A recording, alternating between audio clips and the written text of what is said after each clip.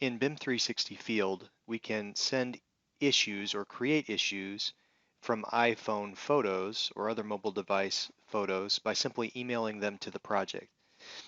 So if I'm in a project, and I'm in my own house project right now, and I go over to the inbox here, these notifications, I'll see to add issues by email, and I'll see my project address.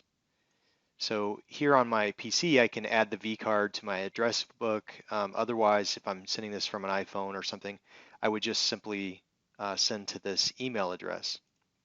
Now you can see what happens is when I email some photos, and it doesn't have to be photos, but when I email anything to the project address, it will create a new issue like the one we're looking at right here. So if I look at that issue, what it's actually going to do is it doesn't assign anything at first, it leaves it as open. But it will include the attachments. So if I've attached photos, then here they are. And so you could, of course, send these as separate emails to create separate sets of issues, or you could send a bunch of photos in one email if you wanted a bunch of attachments to be created as one issue. And then whatever you put in the subject line shows up in the description, as well as what you show up, as well as what you put in the body of the message. And so you see I'm getting my subject line showing up first, and then I'm getting some text from the message, which includes my email signature.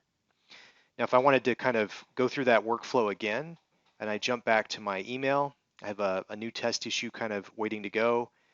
I've added the vCard to Outlook, so I'm seeing Morning Glory at velaserver.com as somebody I know. I've got a couple of attachments to this email. And just for simplicity, I'm showing what it looks like to come from the computer as opposed to from the mobile device, but the process is the same. I'll hit send, and so it sends off that email to the server. Now, while that's doing that, I'm going to click on issues. I'm not sure how fast it can actually regenerate this for me. So we still have that one issue showing, but let me point you to the fact that we have a help file on this, and I'll send you, along with this video, a link to this part of the help file that walks you step by step through the process of sending issues by email, which of course includes the photos. And so here I'm going to just make sure it's something that has attachments in order to search this and see if I get effectiveness. Yeah, so it takes a minute for it to populate over, and it hasn't done so yet on my machine.